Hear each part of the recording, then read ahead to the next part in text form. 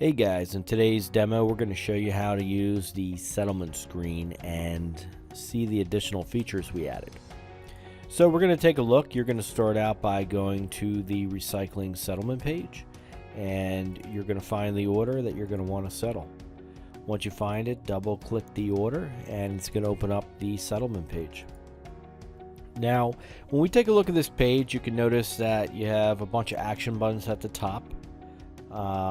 You have all the information about the order. A side panel is going to have additional details about the services that were provided, any of the audit history, potential transaction history, if there were any attachments that were provided by either the employees in the facility or the sales reps. You'll be able to see all the different details that were collected.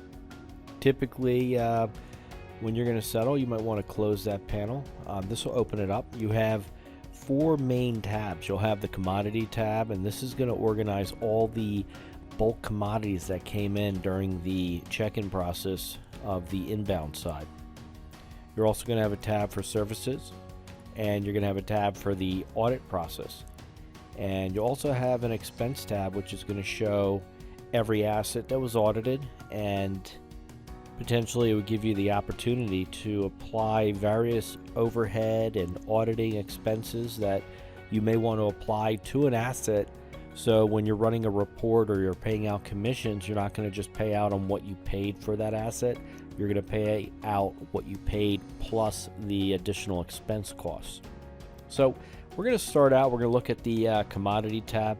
You have a few different views. You could hit initial, which is going to be how did everything come in, and you can notice under the services or the audit tab you're not going to have any items here.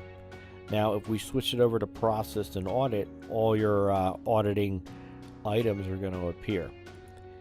From a commodity standpoint, you're only left with one remaining pallet. So if we switch back to, I'll show the initial and audit view, and that's going to show everything, basically what came in, what services were applied, and all the auditing items that you could price out.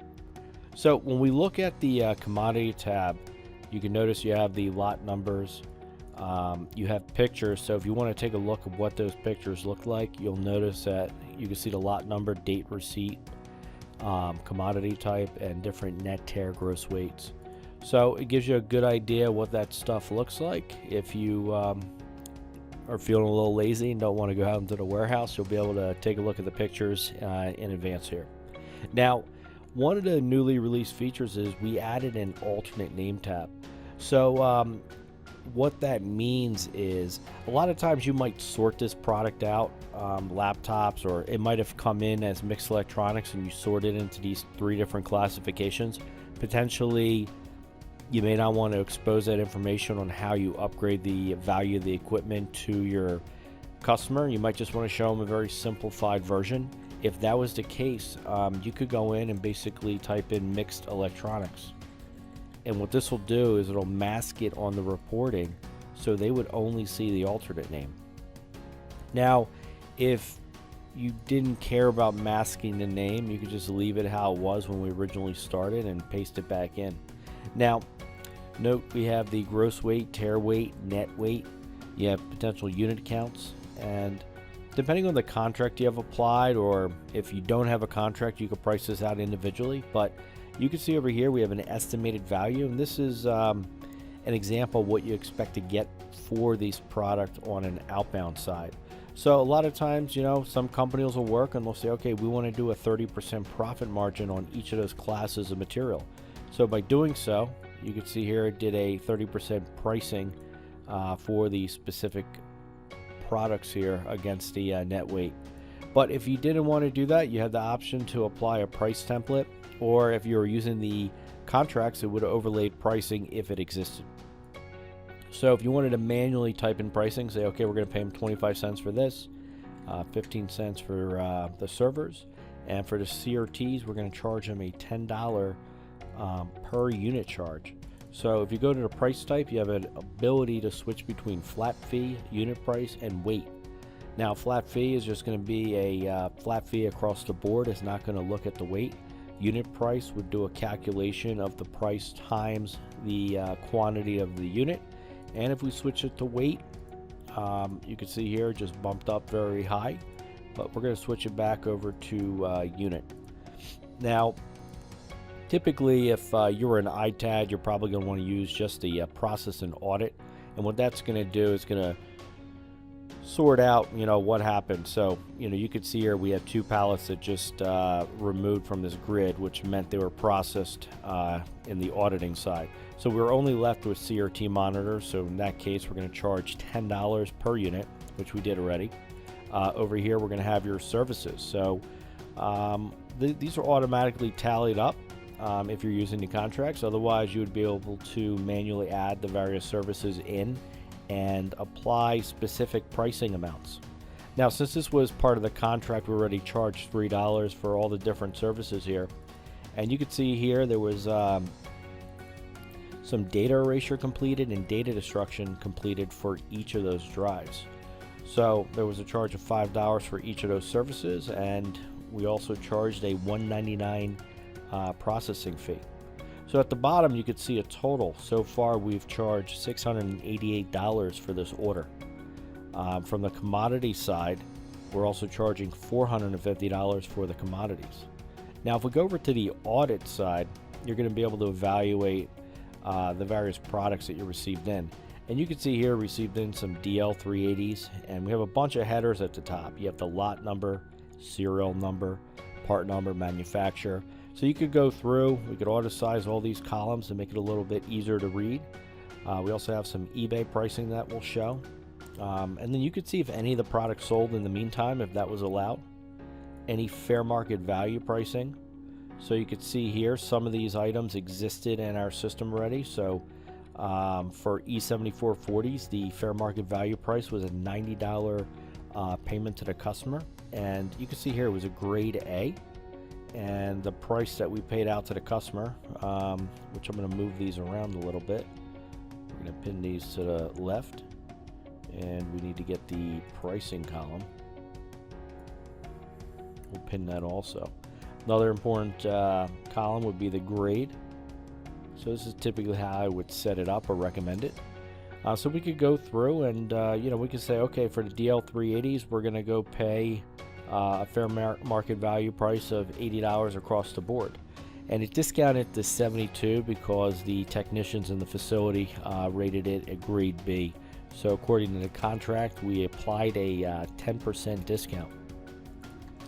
So I'll just run through a $80 fair market value and brings it down to 72.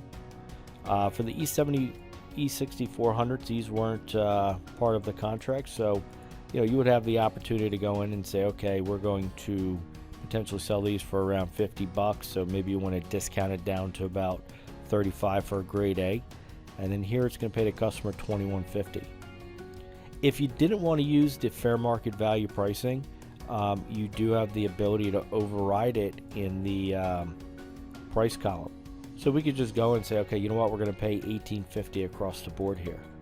So by doing that, we would be able to price this out very quickly. Now the E7440, so you can see here, it's already been applied at $90 fair market value.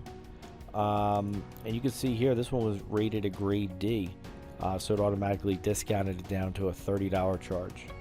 These were discounted down to 80 from the 90, and we could take a look and see why. So there's a absolute value deduction, and you can see on the column here, these are the reasons. So the adapter was missing, and according to the contract, we were going to apply a $10 absolute value discount.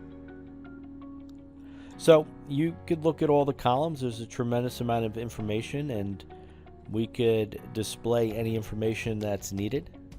So once you're done, you would take a look at the different sections. You're paying $3,363.50. You have some services and commodities. Now, sometimes at the end of the month, accounting will come in and provide the expense management. So that kind of relates to the commission structure. So you can see here the price to the vendor or customer this is what they're getting. But in the system settings for this particular company, they charge $1 per laptop from an auditing expense. For a server, there's a $4 audit fee. For the erasures, you can see they're charging $3 per asset. And then for data destruction expense, it's $1. And there's a miscellaneous overhead.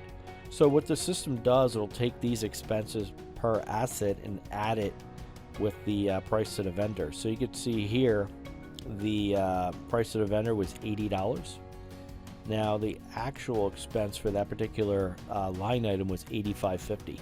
So if you sold this for $100, it's going to take the $85.50 and reduce it. So that would calculate the proper profit margin if you were going to pay sales reps and different individuals on a commission-based structure, or use this from a consignment standpoint. So once you're done, you'd be able to hit settlement complete, and that's going to create a purchase order in this case. So we're going to do a refresh of the page. And over here you're going to see order number 5071. We generated a total amount of $22.25 and it generated purchase order $27.67. So one of the nice things you could do is we have customized reporting. So at any time you might have a client that had specific needs from a column standpoint. You could generate one of these reports. You could output them to PDF. You could output them to Excel. So this really gives you a lot of functionality here, and gives you the ability to customize those reportings and really provide your customer what they're looking for. So over here you can see we have a service column. You can provide your customer's logo if needed. Any details you could add to these reports, but this is a boilerplate settlement. Over here you have your commodities. This is what we're charging, $10 per unit, so it was a $4.50 charge. If you want to include metal pricing, you could drop in the spot price for the day. And over here we have your audited items. So all these columns are interchangeable, but just for this demo, we're showing serial, lot number, part number, unit, price. And you can see here we added the grade, so some people like to include that. So when we scroll down, it's going to provide all that information. And over here we have the subtotal, which is $225.50. So that's how you use the settlement features and apply some of the expensing that we recently added. I hope you enjoyed the video.